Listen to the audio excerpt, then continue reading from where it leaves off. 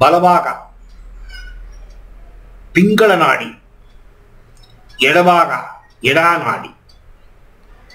ಏನಿದು? 72,000 ನಾಡಿಗಳಲ್ಲಿ ನಿಮ್ಮ ಬೆನ್ನುಹುರಿ ಬಲಭಾಗದಲ್ಲಿ ಒಂದು ನರ, ಎಡಭಾಗದಲ್ಲಿ ಒಂದು ನರ, ನಿಮ್ಮ ಸ್ಪೈನಲ್ ಕಾರ್ಡ್ ಆ ಮೂಳೆಗಳು ಮಧ್ಯದಲ್ಲಿ ತೂತ, ಕೂದಲಿಗಿನ್ನ ಸಣ್ಣ ತೂತ, ಅದನ್ನು ಪಿಂಗಳ ನಾಡಿ ಅಂತಾರೆ. ಅಲ್ಲಿ ನರ ಇಲ್ಲ, ಬರೀ ತೂತ. ಅದು ಆ ತೂತಕ್ಕೆ ನಾಡಿ ಅಂತ ಹೆಸರು. ನಾಡಿ ಅಂದರೆ ನರ, ಪಿಂಗಳ ನಾಡಿ ನರವೇ ಅಲ್ಲ, ಒಂದು ತೂತ. ಅದು ಸಾರಿ, ಸುಷುಮ್ನ ನಾಡಿ ತೂತ ನರ ಅಲ್ಲ. ಈ 3 ನಾಡಿಗಳು ದೇಹದಲ್ಲಿರುವ 72,000 ನರಗಳಿಗೆ ಕನೆಕ್ಟ್ ಆಗಿದೆ. ಸೆಂಟ್ರಲ್ ನರ್ವಸ್ ಸಿಸ್ಟಮ್ ಅಂತ ಕರಿತೀವಿ. ಸೊ ಬಲಭಾಗದ ಮೆದುಳು, ಬಲಭಾಗದ ಹೊಳ್ಳೆ ಪಿಂಗಳ ನಾಡಿ, ಎಡಭಾಗದ ಹೊಳ್ಳೆ ಎಡನಾಡಿ. ಬಲಭಾಗದ ಹೊಳ್ಳೆ ಸೂರ್ಯನಿಗೆ ಸಂಬಂಧಪಟ್ಟಿದ್ದು, ಎಡಭಾಗದ ಹೊಳ್ಳೆ ಚಂದ್ರನಿಗೆ ಸಂಬಂಧಪಟ್ಟಿದ್ದು. ಸೂರ್ಯ ಉಷ್ಣ, ಚಂದ್ರ ತಂಪು.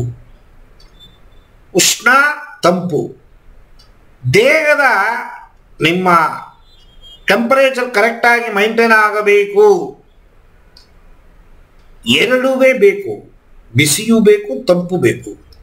ಬರೀ ಬಿಸಿಯೇ ಆಗ್ಬಿಟ್ರೆ ವಾತ ಪಿತ್ತ ಕಫ, ಅದಕ್ಕೆ ಆಯುರ್ವೇದ ಅಂತ ಹೇಳಿದೆ ನಾನು. ವಾತ ಪಿತ್ತ ಕಫ ಏರುಪೇರಾಯಿತು ಅಂದ್ರೆ ರೋಗ ಬಂದ್ಬಿಡುತ್ತೆ. ಈ 3ರಲ್ಲಿ ವಾತ ಪಿತ್ತ ಕಫ 3 ಏರುಪೇರು ಆಯಿತು ಅಂತಂದರೆ, ಯಾವ ಒಂದು ಏರುಪೇರಾದರೂ ದೇಹದಲ್ಲಿ ಮನಸ್ಸಲ್ಲಿ ಅನಾಹುತ. ಅದು ಆಗದೇ ಇರಲಿ ಅಂತ ಭಗವಂತ ಬ್ಯಾಲೆನ್ಸ್ ಮಾಡಿದ್ದಾನ. ಒಂದು ಸತಿ ಬಿಸಿ, ಒಂದು ಸತಿ ತಂಪು. ಅಂದರೆ ಎವ್ರಿ 45 ಮಿನಿಟ್ಸ್ ಟು 1 ಅವರ್ ಒಂದು ಮೂಗಿನ ಒಳ್ಳೆ ಕೆಲಸ ಮಾಡುತ್ತೆ ಆಕ್ಟಿವ್ ಆಗಿ. ಸೊ 45 ನಿಮಿಷದಿಂದ 1 ಗಂಟೆ ಕಾಲ, it varies from 1% to another person. ಆದರೆ ಮಿನಿಮಮ್ 45 ನಿಮಿಷಕ್ಕೆ ರಿಥಮ್ ಪ್ಯಾಟರ್ನ್ ಶಿಫ್ಟ್ ಆಗುತ್ತೆ. ಬಲಭಾಗದಿಂದ ಎಡಭಾಗಕ್ಕೆ, ಎಡಭಾಗದಿಂದ ಬಲಭಾಗಕ್ಕೆ. ಬಲಭಾಗ ಮೊದಲ, ಎಡಭಾಗ ಮೊದಲ.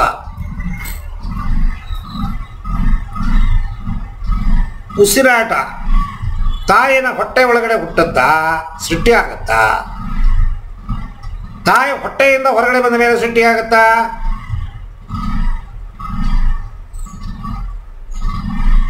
ತಾಯಿ ಹೊರಗಡೆ ಬಂದ ಮೇಲೆ ಸೃಷ್ಟಿ ಆಗತ್ತೆ.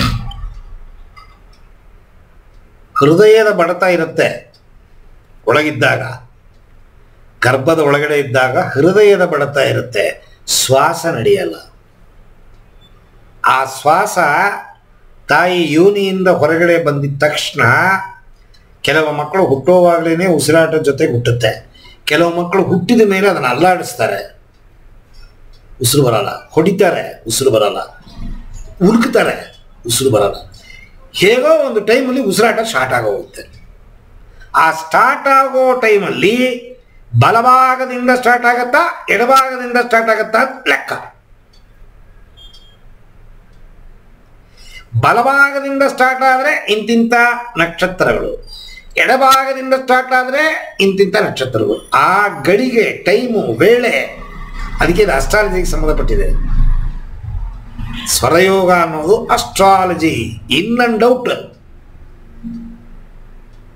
ನೀವು ಬೇರೆ ವಿಚಾರಗಳನ್ನು ತಿಳ್ಕೋಬೋದೇ ಹೊರತು ಪರಿಪೂರ್ಣತೆಯನ್ನು ಪಡಿಬೇಕು ಅಂತಂದ್ರೆ ಅಸ್ಟ್ರಾಲಜಿಯನ್ನು ಇದರ ಜೊತೆಗೆ ಸೇರಿಕೊಂಡು ಕಲಿಬೇಕು.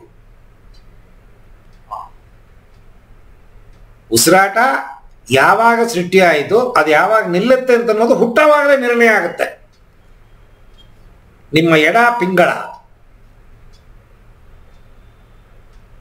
ಸರಿ ಉಸಿರಾಟದಲ್ಲಿ